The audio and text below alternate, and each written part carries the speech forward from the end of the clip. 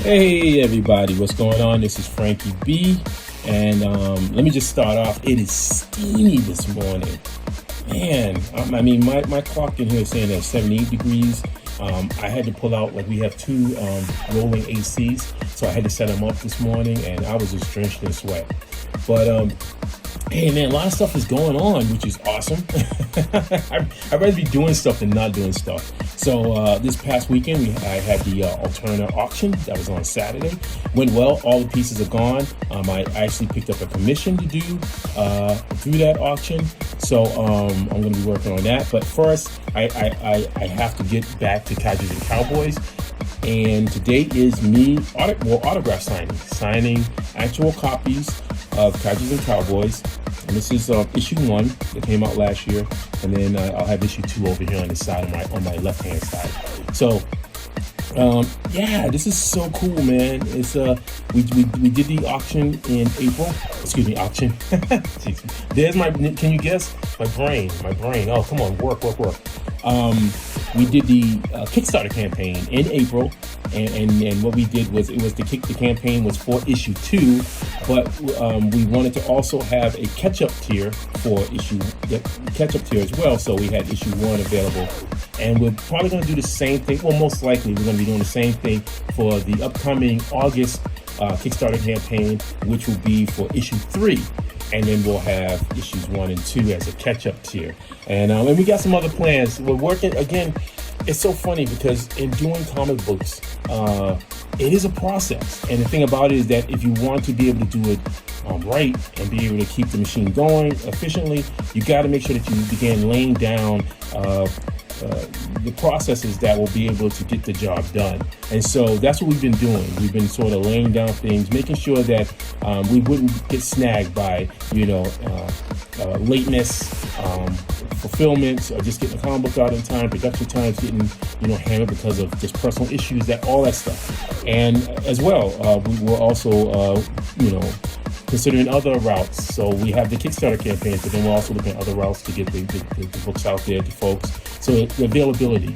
So we're definitely doing stuff behind the scenes, and we are so grateful that people are just patient enough just to work with us, and just, and hopefully they'll just stay with us. I mean, we have the 12 issue plan, laid out, and we definitely are going to make that mark, and then we'll see where it takes us from there. We say 12 issues, but you never know. It really depends on how the fandom or fans take it. If they enjoy the read and say, hey, we demand more, then, saddle up. We're going to go for another ride into some more uncharted territory. So anyway, with that said, signing, autographing time. So this is issue 1. So what I'm going to do is, for the tier that we had for the autographing tier, Matthew, I'm going to leave the space over here on this side for Matthew, and then I'm going to sign right here. Now, one thing I learned a long time ago from one of my teachers when I was back in art school was that he really emphasized that as an artist, you really got to make sure that your signature is one that people can easily recognize, and that you don't want to get too crazy with it so that people won't be able to recognize it. So there you go.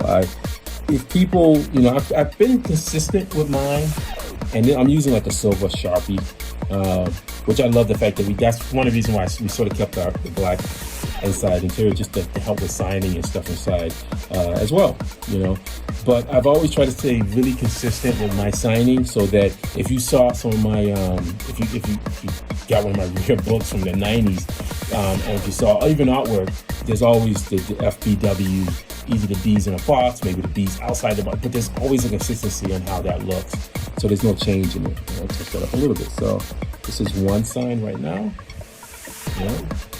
So put that aside. And the Sharpies are great. They sort of, maybe I'll fluctuate between both of these. So then here you go. Here's the issue 2. See if you can see it over there. Boom, boom, boom. One of the things I love is that I've been trying to hold true to the old Bronze Age comic book. I don't know if it was a philosophy, but a trope that they did back then with comic books, where they sort of did a sort of teaser of what would be lying within the comic. So when you saw covers, the covers were very bold, very bright colors, but then also it would be like a hint of what might happen inside the actual comic book. So then it sort of spurred the person on to be like, oh, I want to investigate more, so I'll have to get this comic. So that's sort of like a thing that I've adhered to. So this time around, we actually have an inside cover. Cambrian Comics and Kaijus and Cowboys is one of the comic books that is going underneath the label of Cambrian Comics. And then there's another comic, and this is with Matthew and another artist, and that's the other one that's in there. So things are happening. This time around, I'll sign over on this side over here. See if you guys can pull it. So I'll sign right over here. So things are happening, but again, you know, it is a process. So, all right.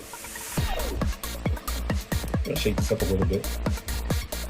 Oh, you Sharpies, you're always messing with me.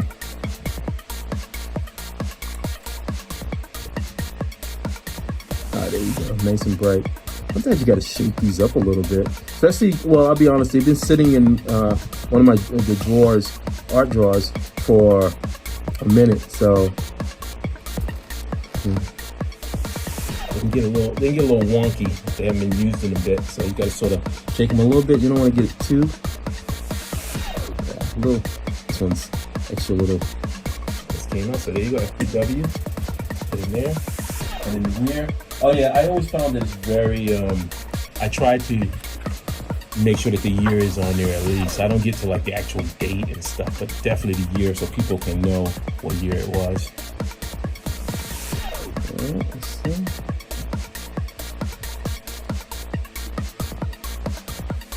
I'm just happy to be able to have copies too. You know, it's I'm one of those kind of people where it's so important. Like I have my own copies that are like, I call them my junk copies. I shook it up a little too much right there. Getting a nice heavy flow with that one. There you go. So I have copies that I can sort of turn to, and they're my junk copies. I call them junk copies because I'm gonna just, you know, whatever. They're just for me to reference, to make sure that scenes, that I'm not overlapping on scenes, that kind of thing, you know, repeating. But it is exciting to be finally getting these books out, and just, you know, to see that people are getting into it, and hopefully as it gets more. The scariest part is that we haven't seen long form writing for a long time. I mean, we have seen it, so I'm not gonna say it doesn't exist out there, but I think that the mentality has always been like a sort of limited series kind of mentality, and we're definitely trying to go back to the old Bronze Age of just, you know, starting off with a big, you know, long story and saying, hey, just hang in there with us, you know, and hopefully people will hang with us. All right. So anyway, I just wanted to do this little short video. Hopefully I'm not going too far over it. And all right. And I'm not gonna go too far, but just so I just wanted to give you an update, especially for the folks who actually are riding with us and going to be receiving these. Just a little update. All right, I know I shook this a little bit, so I'm going to go lightly with it. And see how bright that is? All right, go in there. I'm going to hit the B a little bit. Fade it. There we go. And boom, bingo bango. All right, well, hey, I'm going to thank you very much for taking the time to listen to another one of my rants. And hopefully you'll definitely check out the issue 3. Issue 3 will be dropping. Actually, I can show you this. There's the issue 3 right there. A little preview of that. It's in the back. So, howdy partner. It's here, right? It's just starting. It sure is. So anyway, with that said, as I always say, keep the art flowing.